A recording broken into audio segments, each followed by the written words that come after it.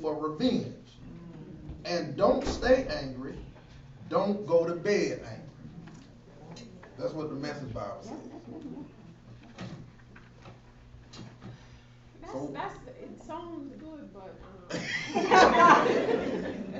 but for me, I've come to the place where I can let stuff go. But that was years of me dealing with myself to get to that place. That did not happen overnight. It's like when you get married. At first, you're like, oh, we're not gonna go to bed angry, and at first, the first year or so, you do it, and then it's like whatever. Then you get into bed, you're over this side, or it's for me, it was a process. It's a process for everybody. Yeah, I don't know if I'm just gonna deal with my anger and it just be done like that. But it took time, and I had to be intentional about working on my anger because I have a temper. So I had to realize one, I had a problem or I had an issue, and I had to be active about doing something about it. It wasn't going to resolve itself, but it was a process. Not months, years. Yeah. Anybody else? So the rest of y'all that don't have nothing to say, y'all don't get angry. Y'all just do drama.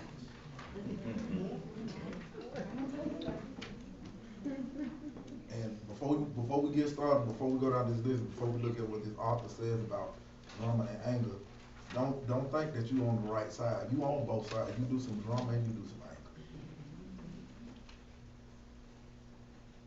anger. Sometimes you do. So what is drama? Let's look at what the author said. He says drama is it's a belligerent reaction to rejection that punishes by further distance. So you can be angry and still deal with a person, but when you are in drama, you will distance yourself from them. You see the difference in anger and drama? All right? He says drama is based on indignation that one was not treated with love and loyalty one unconsciously believe one is entitled to. Then he says anger, which is, he says, a true feeling. Drama, by the way, is an avoidance of what you feel. Is an intimate response to rejection that bridges the distance or allows it without long-held resentment. So we've been doing a lot of drama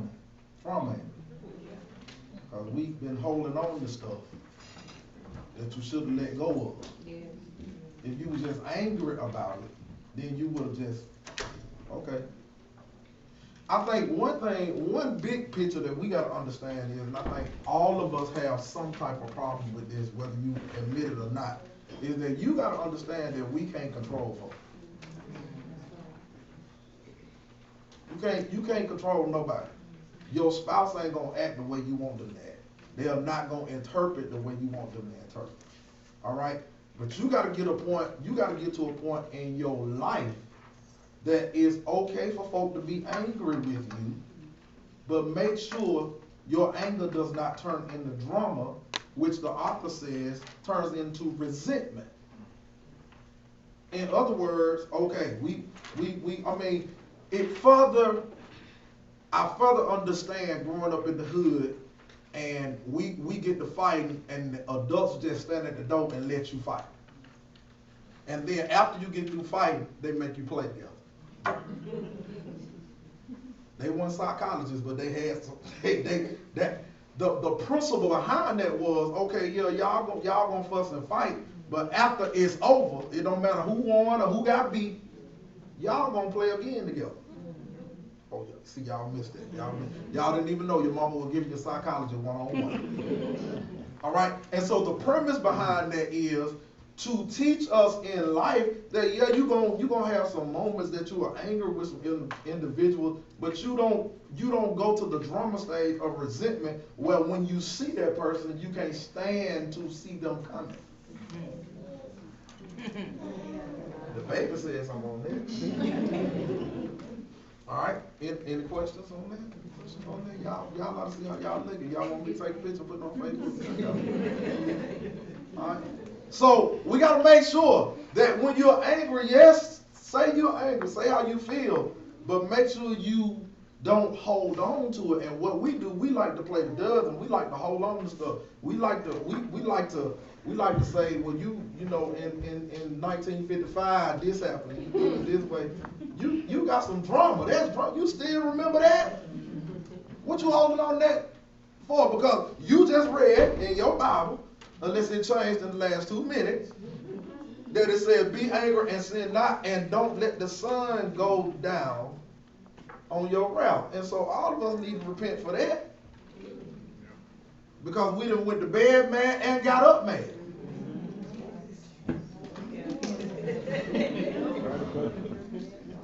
And may be mad now. Because I'm talking about this. All right? So, but let's deal with this, because the next anger he talks about, he says anger is based on displeasure. Watch this. Nothing wrong with being angry. Displeasure at what happened. But the consciousness that this feeling is based on a subjective interpretation.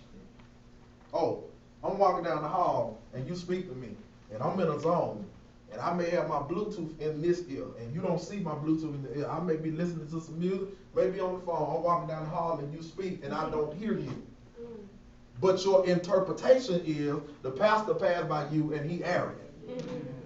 See how you done took something subjectively?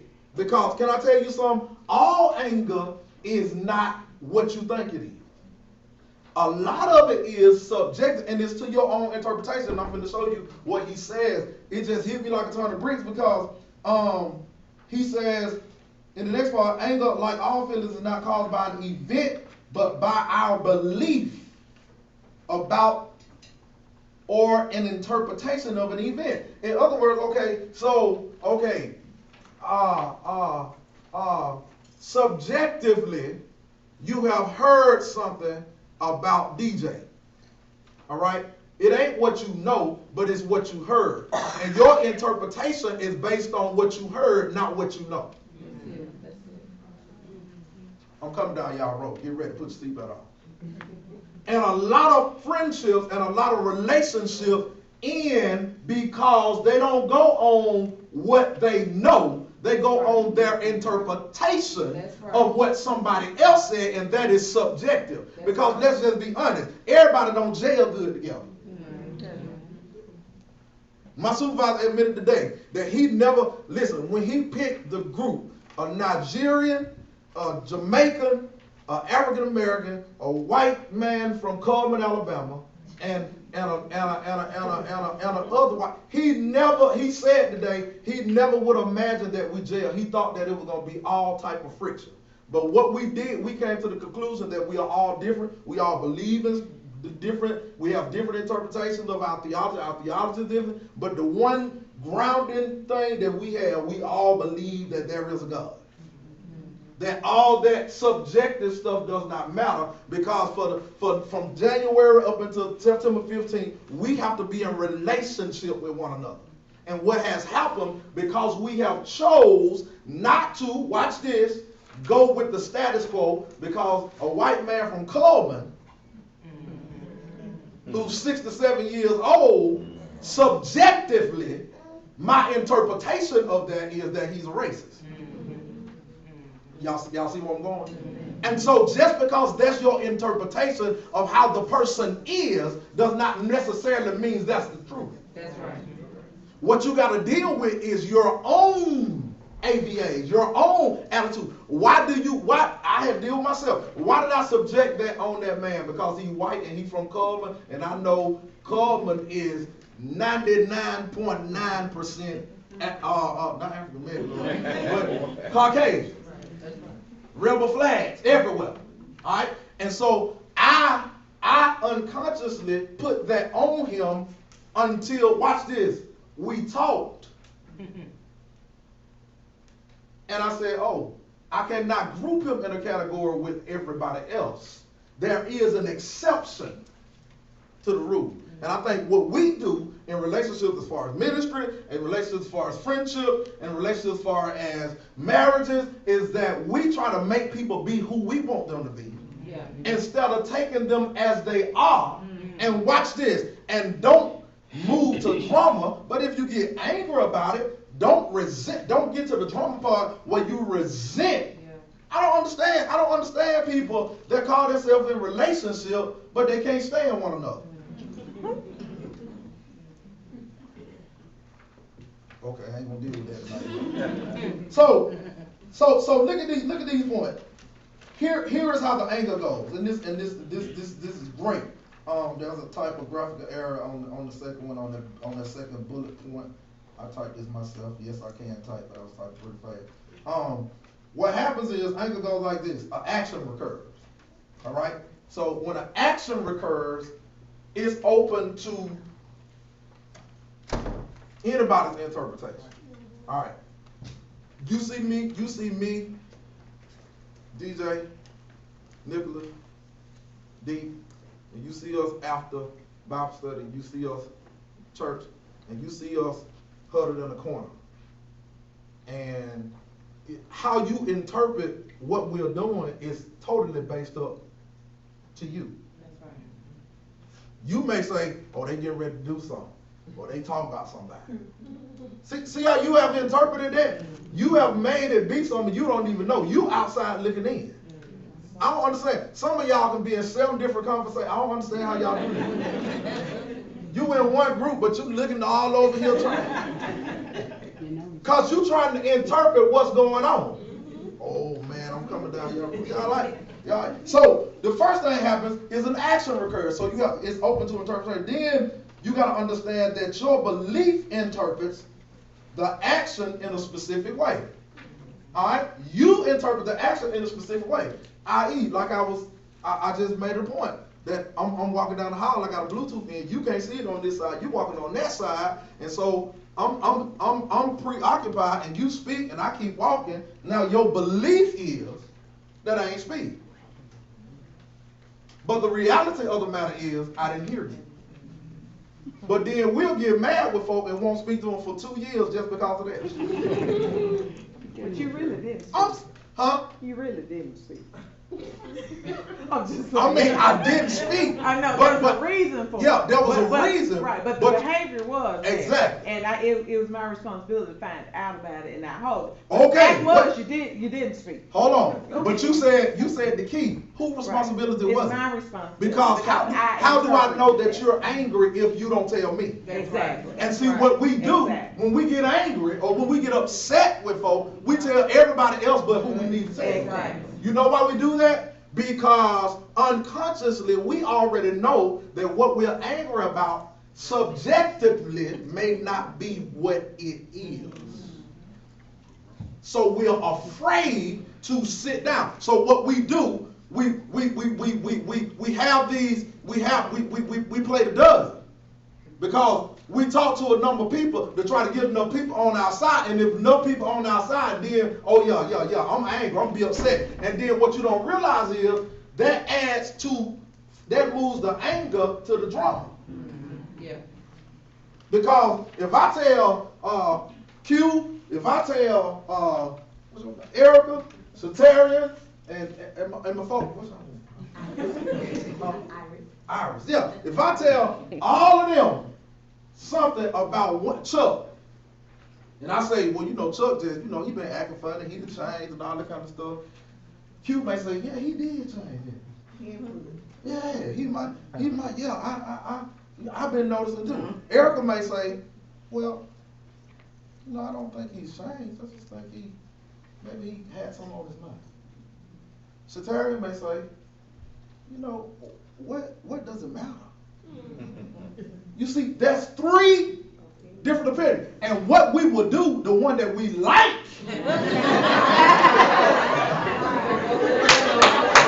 one that we like becomes the gospel. That's right. And so Q said he was acting funny, so she agreed with me, so she must be right. But watch this. Subjectively, how do you know? Because what will happen, your belief is that Chuck acting funny since he got a job. That's your belief. But the reality may be, he may just be happy that he can pay his bills on time. He ain't acting arrogant. He's just glad to have a paycheck. But your belief, your interpretation will be, you see how we project things on people? I'm trying to help, if I can, because what happens is relationships are ruined simply because we are unwilling to sit down and get the right interpretation. And a lot of times we don't want to get the right interpretation because we want to talk to Q, we want to talk to Eric, we want to talk to Terry, we want to talk to Iris, and out of those four, the person that agrees with me got to be right. I want to tell you something. 9 times out of 10, the person that don't agree with you is right. And I think sometimes people say what we want to hear. And that ain't healthy. That's right. Because everything good for you does not seem good to you. Don't seem good to you. All right. Y'all all right? Breathe in, breathe out. All right. So you got an action that occurs, then you got a belief that gets interpreted. Then watch the consequences, because here's the thing. Whether you choose to do drama or anger, there are consequences for both of them. All right. What happens? The consequence occurs, the feeling based on the belief that was triggered by the action. Now, whatever your action is, whatever your interpretation is, your consequence is gonna have to follow. Now, what is it? You're gonna have to ask yourself 3 questions. Number 1, what happened? What do you believe happened? And what do you feel happened? All right, and those are 3 questions that got to be answered. And so when we go to the contrast, the comparison, the contrast of the drama and the anger, you're gonna see some stuff that you're gonna say, yeah, it is me. And at the end, you may be more drama than you are anger. I'm gonna tell you something. When I went down the list, I had more drama than I did anger. All right, watch this. The author says, a person that does drama wants to scare the hearer.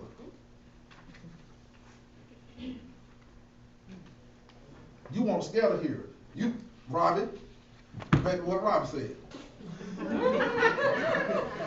She said she put her hand up, and then after that, you scared.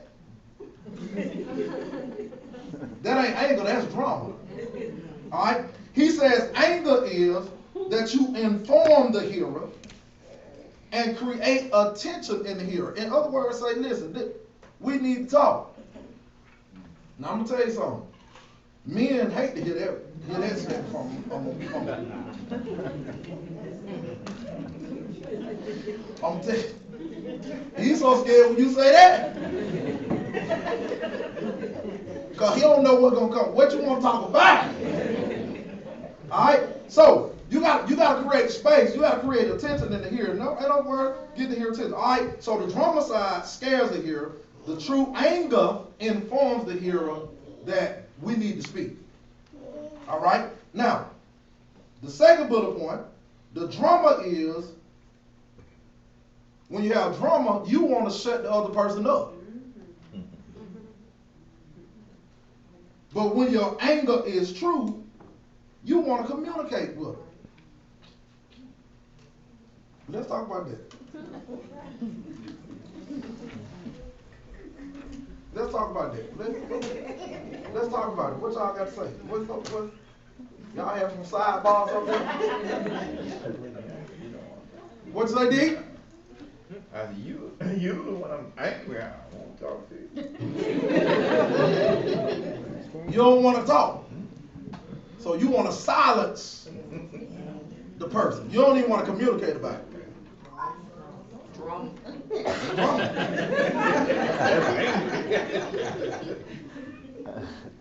Anybody else? I'm not understanding you. Help me. Okay. My thing is this. I'm serious. Like, I want to know because once we if you come full-fledged, all loud, and what I've said before. Okay, and Wait a minute, you know what you you said. know what I said before. You know what I said before, right? Because Yeah, but Robert, subjectively, what I hear you saying is that you know what I said before. To an adult, that's like they're your child. but listen, this is Which, well, hold on. Which, how you say that, you will get pushback. right, but it's Oh, not Lord. like okay, but listen, it's not like you know. Y'all take them off. I done made myself mad. But it's not like Yeah, you know. okay, come on. This is what I'm saying. Okay, Yeah. take on my job. Yeah. Okay, I'm safety manager. Mhm. So what I'm saying is, I'm not coming up to you and saying, "Didn't I tell you?" I'm not doing that. Mhm. You get off the bus and you come to me and you say, "Well, look, that bus is hot. I done called that supervisor. I don't know how many times." You know, you come to me with attitude. Mhm. Okay, Mhm. I'm telling you the right protocol to take. Mhm. I ain't driving that bus. I ain't getting back on that bus. Oh, wait a minute. Mhm. I just told you to call your supervisor. Right. You know, Yeah. then you're going on and on and on. Yeah. Well, see, then it's shut down. It's shut down. It's drama, right? Yeah. Because, see, I feel like then, now you're trying to take me there. Yeah. I won't go there. So you just walk off. So I just said, Well, I look, believe you went there though. you know,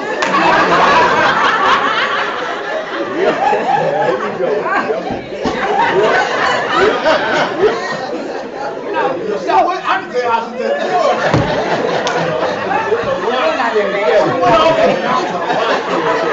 She looked over. She seen the problem.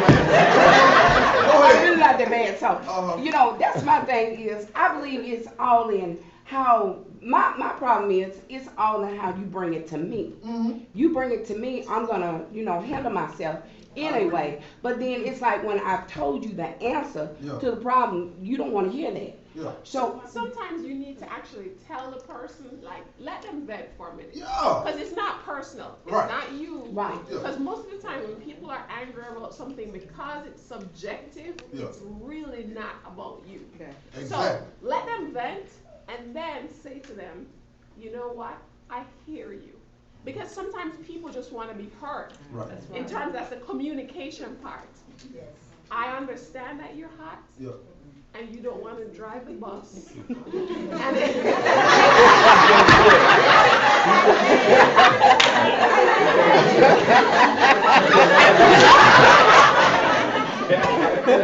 yeah, no, but right. Yeah, but that's right. You right. No, because That's- that's why God made you the manager, because Yeah. He's trying to work on some stuff in you. Exactly. That's true. Right. That's true. Right? I And you're like, you resisting it, but Yeah. Yeah. with more responsibility Right. becomes more accountability. Right. So they can go off like that because they're not the manager, you're the manager.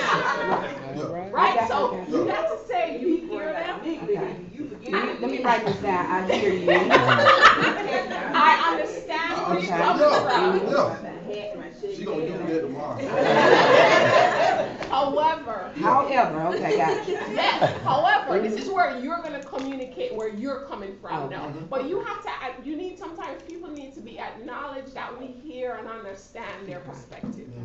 My perspective is that based on my role, Mhm. I'm actually looking out for you. Mm, It may not seem like I'm looking out for you, cause the bus is hot and we in Alabama and it's like 90 degrees. Right. But we have this protocol, and if we don't follow it, all hell's gonna break loose. You might not see it now, but from where I sit.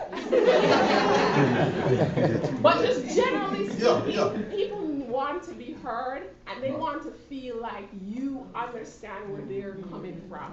You might not have that same perspective. Yeah. You might not even agree with them. Yeah. But sometimes we just need to hear people. That's right. Okay. Third row. Third row. Y'all need board break. Breathe in, breathe out. All right. So the drama, in the third one is mask the dash expectation of fear of not being in control with a false sense of control. That's the drama. And then the true anger is you contain sadness or disappointments, and these are acknowledged. All right. So the person that is the drama person is the person that want to control the discussion. That me too.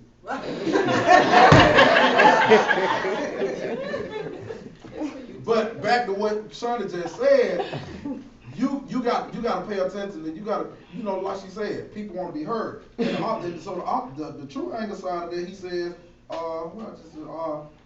you got to contain your disappointment, but then acknowledge that the person is angry and what they said may not, like she said, it may not be true to you. It may not even be your value. It may not even be your belief.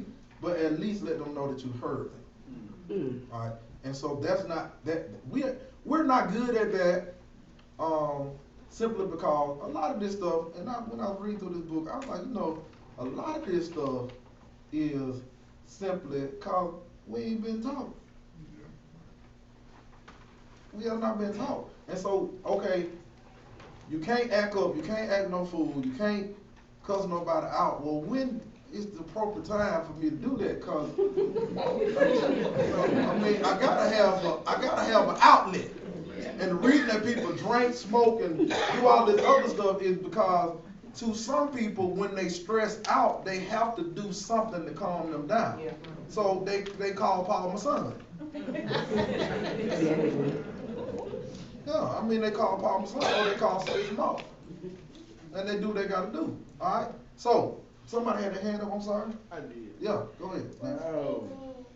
I had got a little bit of both drama and anger today, based on what some accusation was said, about me today. And so, part of the forklift drive outside, and part of me wanted to, just snap off, but then the other side was like I wanted to talk to him. And so, long story short, I just let him make it, and I was like, well, it ain't gonna be worth my time because, the role I'm in now. So I was like, man, I really want to get at him today. But on the other side, I was like, well, what he said really don't even value up to mine. It's not, equal to whatever. Let me put this in for free. You ain't gotta pay me for this. What I have learned in life is that if you try to chase down every rumor, every lie that is being said about you, that will follow you the rest of your life. When you get to a point in your life that you say, okay, what they saying about me is not true. I know it's not true. You got to get to a point in your life that you know you. All right? Case in point, I got a sight unit. All right? Sometimes when I need sight, I have to question, am I sane? I have to go outside and walk the block and be like, what I just heard. You got people telling you got horns coming out your head. I'm like, but they very, very convincing. Maybe God does have horns coming. So I'm saying all that to say this is that you have to get a point. You have to get to a point in your life that because while we will want people to really know us, know who we are, people will believe the subjective before they believe the truth. That's just how it is. It's the way of the world. Folks still think Obama wasn't born in the United States. You know why? Because the Republicans subjectively said that about him. Folks mad, okay, he for same-sex marriage, but he sung Amazing Grace. Oh, Amazing Grace just for saved folk now? That's just stupidity. All right, so, but I'm glad you handled that. The Lord working with you. That's what that is. All right, so let's get to the fourth one. The drama is blames the other person for what you feel.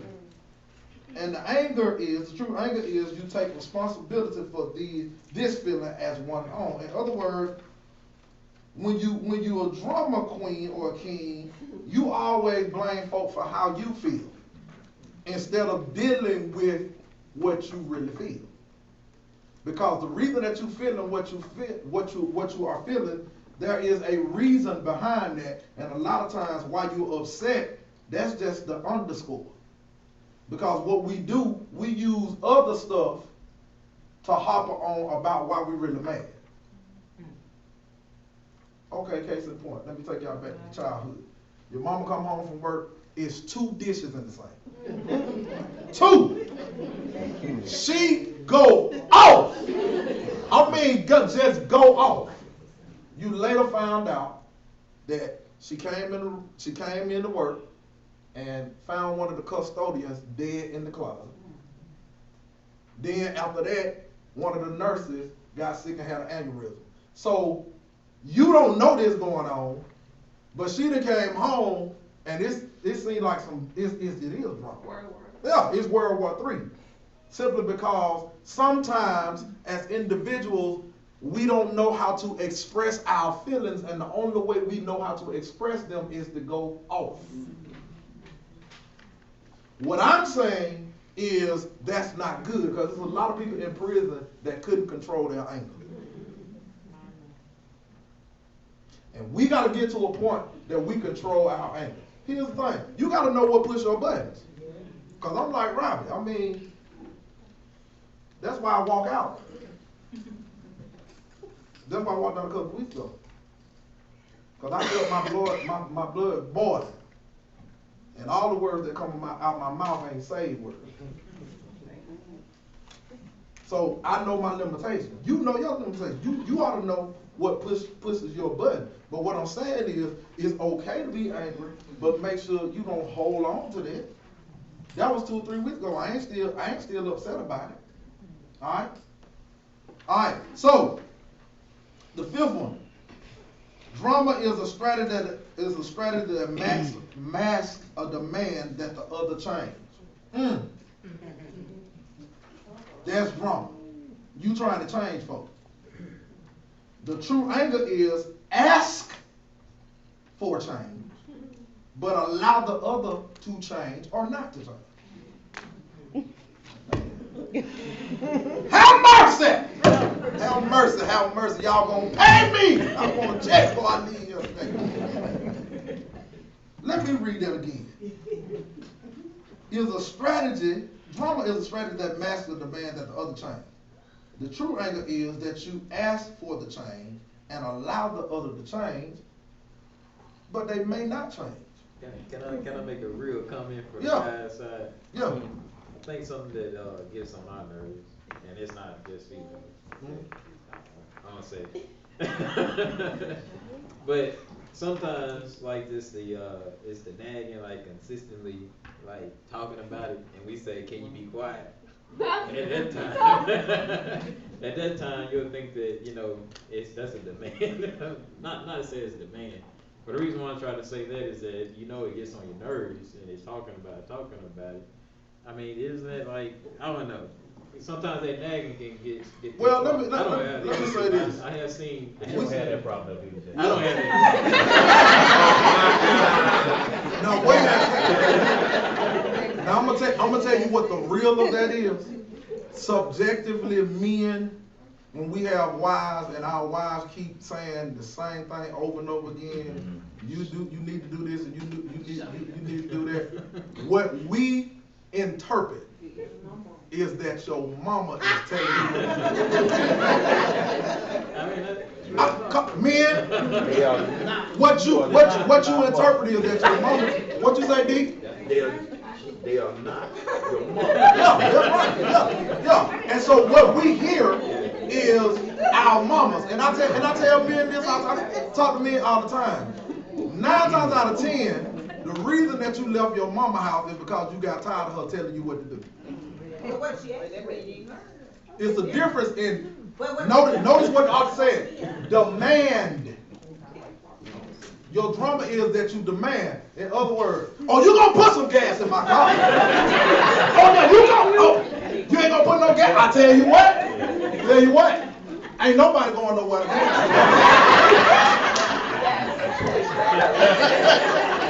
Instead of saying, now that's a demand. Instead of saying, I tell you what, no. Instead of saying this, my fuel is low. I need some gas. I need some gas in my car. Do you have some in your car? But See, same thing, totally different. But if you, I mean. Why I got to tell you I need gas? You come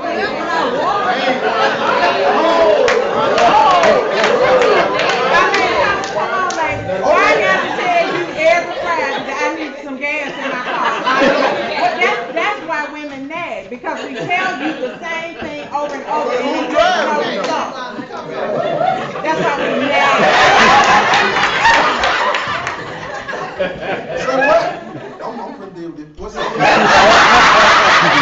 So what now? I said, what you all call nagging, 9 times out of 10, we've already established what needs to happen. But guess what? You know my gas, my car Okay. need gas. My gas in the car. But here's the thing. We do it in our time. No, not with my gas. What is your purpose then? Hold on. When you ask me a question, I'm giving you. I know, but I'm saying that this is how things, I'm saying this is why he spoke on behalf of men. I'm Yeah. speaking on the woman. All I'm saying is 9 times out of 10, what you all call nagging is something that is already an expectation or something that you already know or you should know by now. If you've been married more than 3 months, you ought to know what my habits are and that I use a tank of gas a week. I shouldn't have to tell you that every Friday. But here's the thing. But what you are subjectively doing, you may have told him that Monday, but a whole lot of stuff that happened from Monday to Friday. But y'all know. Every Friday. Hold on. Every Friday. I gotta tell you this. Hold on. Y'all. Every Friday. Every Friday, God said, I got to remind you, put some gas in my car. We need to have a talk later.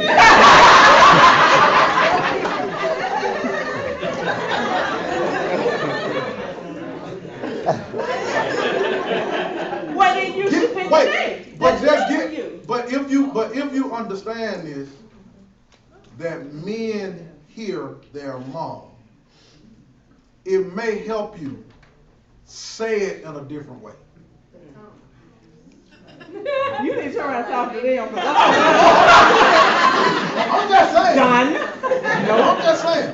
You may say it. I mean, you may say it a different way. I mean, I agree with that. I put gas in my own car. You said that word. Ain't nobody pump my gas, so. And I asked. Do the car, I asked before the end of the week. Yeah. You know, that's just me. See, to me, it becomes nagging when you ask me or you do it on a consistent basis, but then I still just tell you over and over to do it, even though you're doing it, then that is nagging. Okay, you send a text message? Okay, you just send a text message and remind Thursday night. I need a game. No, I ain't gonna send you no text message. Right. Promise, no, you know No, what? I am not, because you gonna send me a text message to cook for you every day?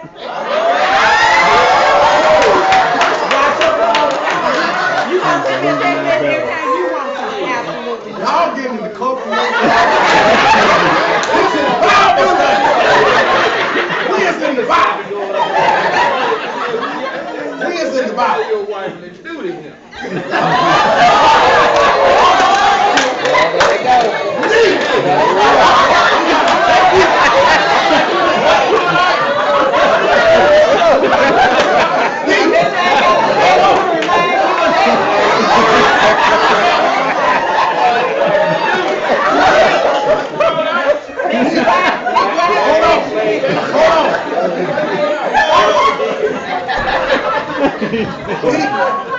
There's too many women in here.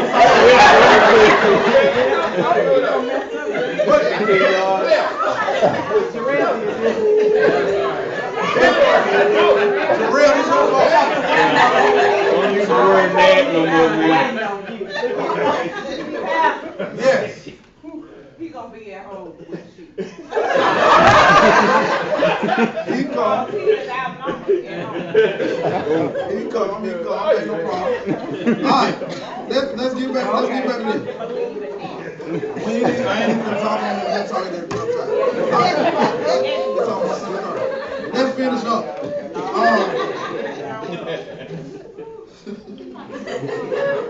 That was therapeutic. Yeah, that was therapy. Different stroke for different folks. Yeah, right. That's right. Everything don't work everywhere. That's right.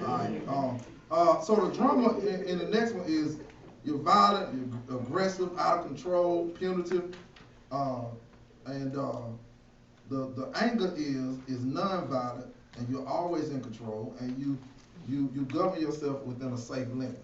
All right. Now, I found out that sometimes having true anger and being nonviolent and being in control can piss folk off when they drunk. Yes. Cause they hot and you talking calm. And they like, why you talking like that? So that can be you gotta try that one to see how that work out for you.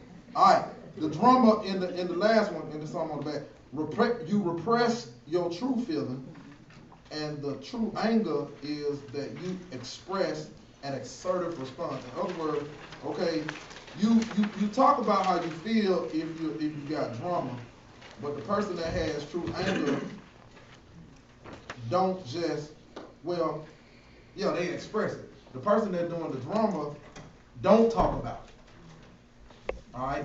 And the whole thing is, you know this, when you don't talk about stuff, you just let stuff just go up on the rug, go up on the rug, go up on the rug, go up on the rug.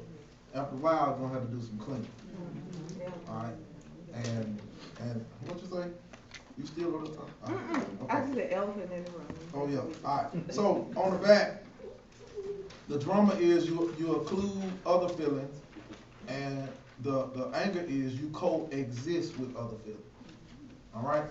There are some men that are talkative, and there are some, and they have wives that are. There are some men that are not talkative but have wives that are very talkative. All right. Opposites attract.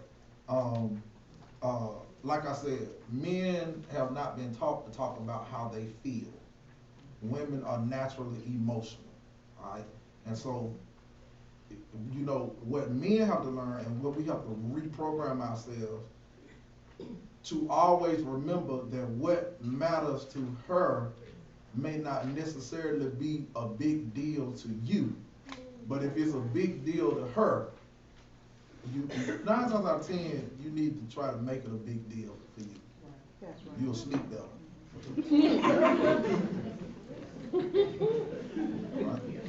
All right.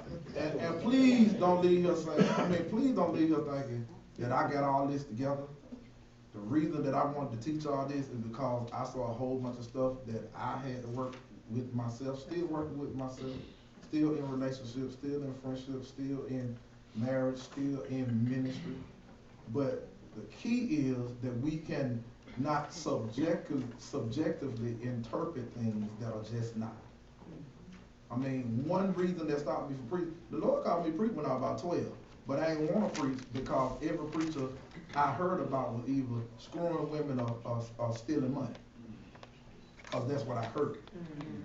So when I came into ministry, I made a promise to the Lord that was not going to be my testimony. But because of who I am and how I interact with people, you know, everybody you see the pastor talking to, he going with. Subjectively. Because that's what other folk do. But just because other folk do it don't mean everybody do it. That's right. That's right. So that's back to what Lance was saying. You would hope and you would pray that everybody will know your character or know you in a better way. But there are people that are totally fine with believing a lie. That's right.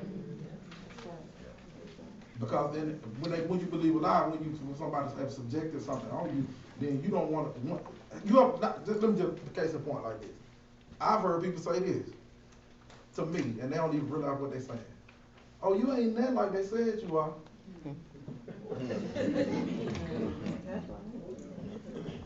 I thought because somebody had suggested that I was a certain way, and that's unfair to interpret a person That's right.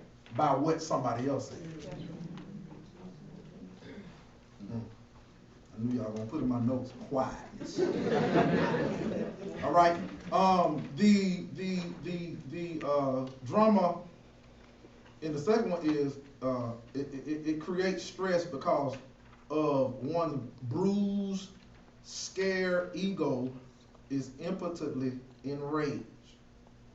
The true anger is that you release the aliveness in one true self. All right, the drama person want to control the conversation simply because there are some things in their past, ego-wise, that they have not dealt with.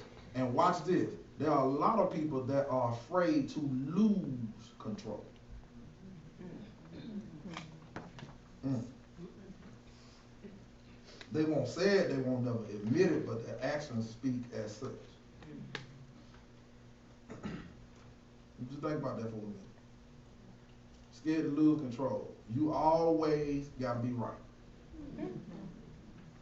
You always gotta have last say so.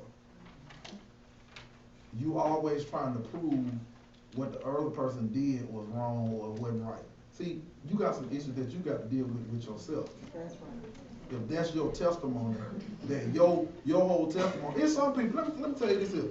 It's some people in your life that their whole aim is to prove that you are not who you say you are. That's true. That's true. I tell men in ministry, these deacons that's gonna be ordained, it's gonna be some women that's gonna try you just because of your position. And their whole aim is to prove that you ain't nothing. That's just the reality of it. Y'all look like that. It's the truth. It's the real. Alright? The intent, let me talk about this, and we're gonna do the last one, I'm gonna be gone. But let me talk about the intent and the impact of your anger and your drama. If your intent of your anger is to hurt somebody, then you gotta think about what the impact is gonna be when you do that. Now you can go and block everybody on Facebook and all this kind of stuff and cuss everybody out, and that's your intent. Your intent is, and here's the thing that we have, that we try to do, we believe that if we ignore it, it'll go away. But one of my professors told me a long time ago, Jeff, if you don't get in touch with your anger, if you don't start loving yourself, if you don't start not trying to prove to everybody that you are not who they say you are, he said that person is gonna follow you the rest of your life. It's always gonna be a person, if you don't deal with your issue, if you don't deal with your insecurity, that thing will always follow you. You gotta deal with it. And the whole thing is, we as African Americans don't want to deal with the real issues of life and understand that a lot of stuff that we're dealing with in adulthood is because some stuff we didn't deal with in our childhood. This is my thing, and I know we all got some trifling folk. We all got trifling folk in our family. Lord Jesus. And I'm leery of a person that is not willing to reconcile with folk that got their same blood. I got an issue with that. If you can cut your folk off That's right. and not feel something, I'm scared of you. That's right. I mean, we got folk don't talk to siblings for 4, 5 years, and 20 years, and don't come see buddy or nobody. I mean, you got some. All right, let me deal with this last part. The last part is the second to the, oh, you got your hand on, I'm sorry. Oh, you just. Okay, now, okay. That's if you are brought up in the same household. Now, it would be totally different. I mean, could you say that if you're brought up in, like, take my family, for instance, my sister and brother. We weren't raised by the same person. You know, all 10 of us, we were in different foster homes. Right. So when we finally knew each other, it was like at the age of 15 or 16. Okay. That's when we actually knew we were sisters and brothers. Okay. And you bring it up now and we're older, they're still, they were raised a certain way. I was raised a certain way. Yeah. And so you have that. We call each other and, you know, we say we love each other, but you can kind of tell, you know what I'm saying? You know, and when we don't get together, it's kind of like, okay, well, you know, you grown, I'm grown, we got our own family, we do our own thing. You know what I'm saying? Right. Yeah, I know So what you're can you say that for that? For that? You can't say that for that because you all were raised by different people, the values, the attitude, values, and assumptions are totally different. Because the value in one house may have been one thing, the value in something else in another house. So you all have different values and assumptions. But the commonality that you have is that all of you are siblings. Right. And what makes you all siblings is the parents. And so what you have to do is just continue to work on it. My sister, my brother, all of us were raised by the same two people, but we are all different. Right. I'm out of the group. People would think that and this is something, I'm just being transparent. People would think because I pastor folk and I counsel folk and I talk to folk and that I'm a people's person. I'm not. Right. I'm a people person when I have to be. Right.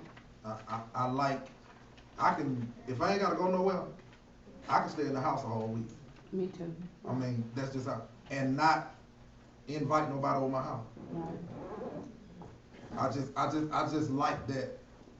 But there are other people that they don't feel loved unless they're around 5, 6 folks.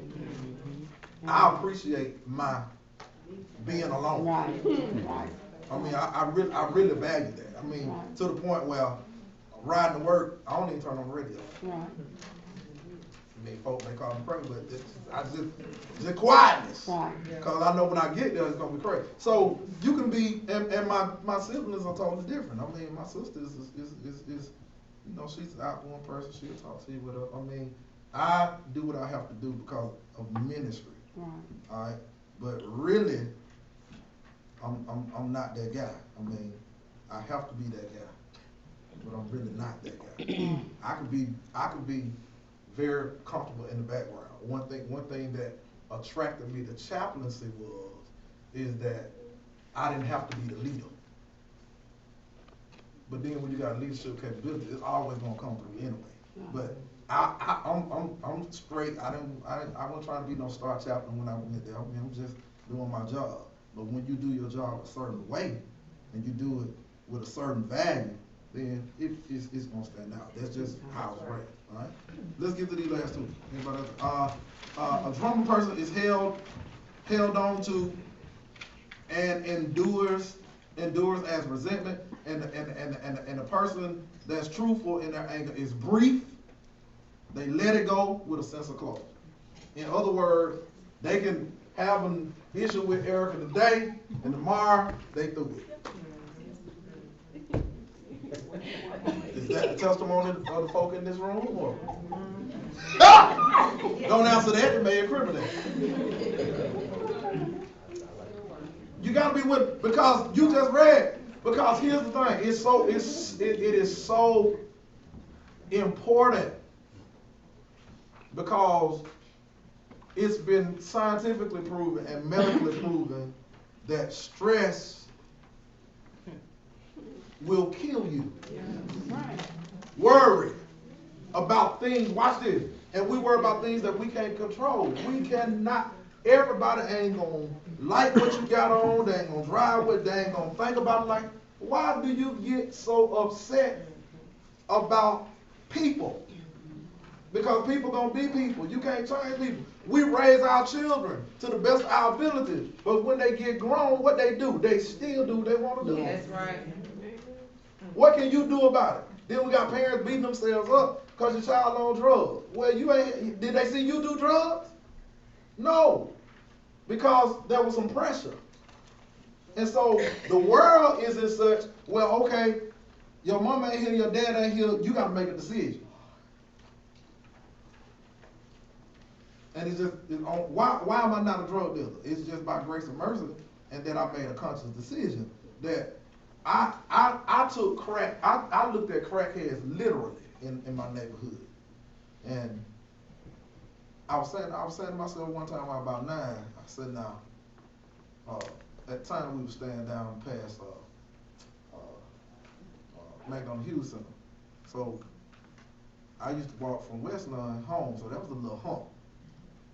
I saw this dude at 3 o'clock, we get out of school, I'm walking home, I'm passing McDonald Hughes Center. He got a about a 40-something inch TV, walking down Martin Luther King in the hot sun, nasty and stinking. I said to myself, I said, self. I said to myself, I said, nah, what Crack done for him, he'll do the same for me. And I ain't gonna take my chances of trying at one time if that's the result. Walking down the high 40, Lord Jesus, I gave him a bottle of water. All right, so you gotta bring clothes. You gotta have a sense of clothes. Last, the drama is that you insist that the others see how justified one is, and then the anger to the person that has true anger is sometimes you don't need to respond. Yes. Sometimes you just need to be quiet. Shut your mouth. Everything don't need a response. Y'all be on the book going, oh! Like, wow, I mean, really? I mean, just going, I mean, it ain't that serious. But, all right, let's read this affirming anger. So, here's the thing. You can be angry. I ain't telling you not to be angry, but let's affirm your angriness. Let's affirm that it's okay for you to be angry on these 4 things. Let's read this together. Let's read this together. I want you to affirm your anger. And it's okay to be angry. All right? And we got to work on that, not letting the sun go down. Because ain't none of us got that down. If you say you got it down, you lying. You done went to bed bad. And the sun done went down. All right, so let's read this together. Let's read this in unison, as Sister Zeta Ruth Benson used to say. Let's read this in unison. She didn't say unison, she said unison. She used to say choir rehearsal. That was my boot though, that was my boot. She would make that punch though. All right, affirming anger. I accept anger as healthy, and I examine the belief behind it and the personal history it holds. Number 1, you got to know your triggers. Yeah. You got a history with anger. And you got to know when you, and quit when folk, listen, all the time folk ask you how you doing, just tell them, listen, I ain't having bad, listen, you might not want to talk to me today. Just tell them. You might, listen, today, you might just need to wait. Because today I'm on one, all right? So just, you got a history with and you got to know what triggers your anger, all right? Number 2, I take responsibility for the feeling as legitimate and it's totally mine. Listen, your anger is your anger. Don't let nobody take it away from you. It's yours. If you're angry, be angry. But don't invite other folk to your party. I'm gonna sip on this tea. Call Kermit. All right. So you gotta take responsibility for the feeling that's legitimate. It's legitimate that you're angry, but it's yours. Because this is what I found out about. I'm gonna tell you why we invite people to our anger parties. It's because it ain't really fun being mad by yourself. It ain't no fun. Don't nobody know it but you. Ain't no fun. So when you in the house, you need to make a statement that you mad.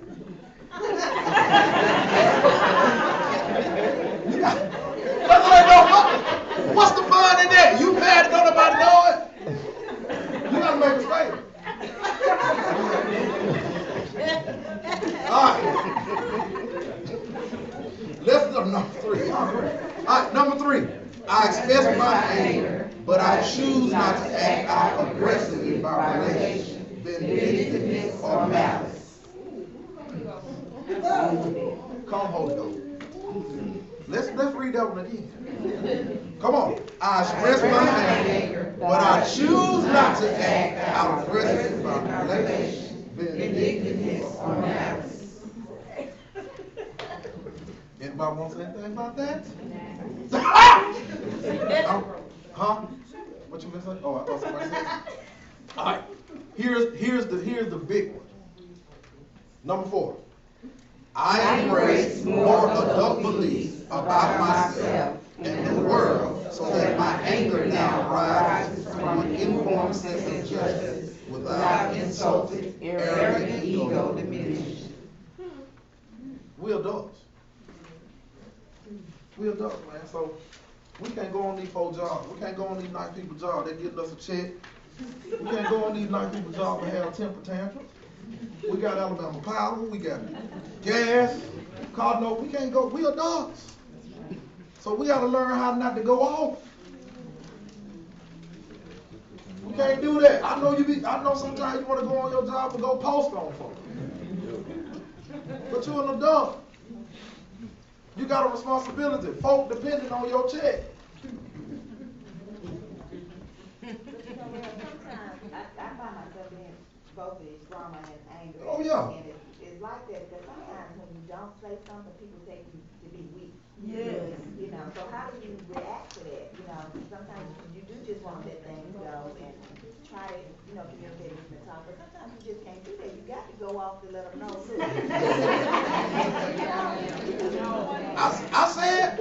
I said anger is good. You can be angry. I mean, sometimes if you gotta say, it's what the author says is express how you feel. Express it. Yeah, it's yours. You angry, you need to say something about it. And if the person is open to listening to what you're saying, I mean, that's the key, if they open. But when you go off, people are not going to be. Oh, but now when you go off now, nobody's not going to listen. ain't nobody gonna, they just think you crazy. That's the, I mean, how you deal with ignorance? Okay, people, okay, this how you deal with ignorance. Some people are ignorant to the fact that we are in a Full Gospel Baptist fellowship and not a Full Gospel Baptist denomination. And so somebody said to one of the deacon candidates from another church that's in our fellowship, y'all need to be learning this, y'all need to be learning that. And I said, well, why did you even listen to that? I said, because what they do over there, I said, the first book I gave you, what did it say? What Baptists believe. I said, you a Baptist deacon.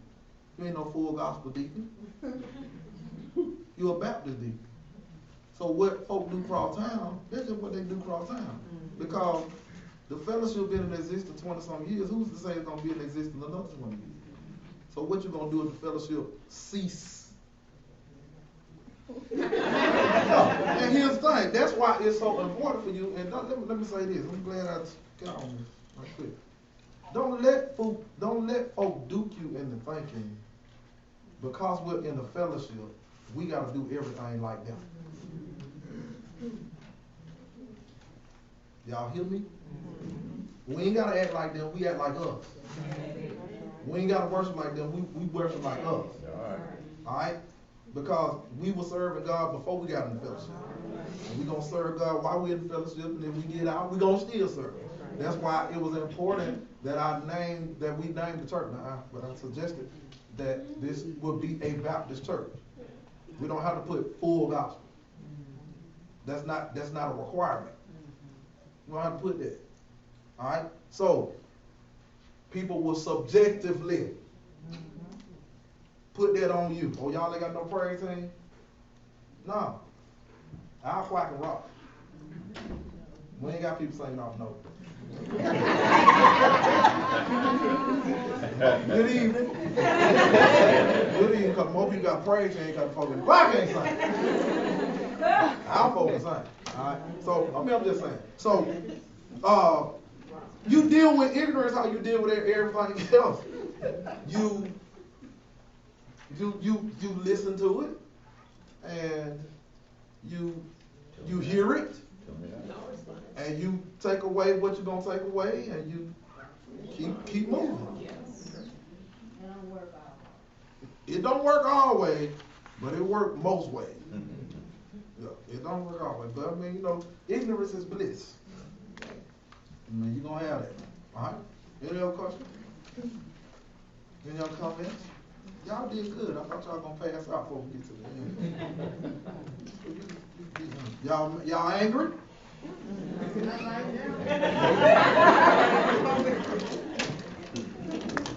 All right. All right. Any other questions? All right. Next week, of course, we will be in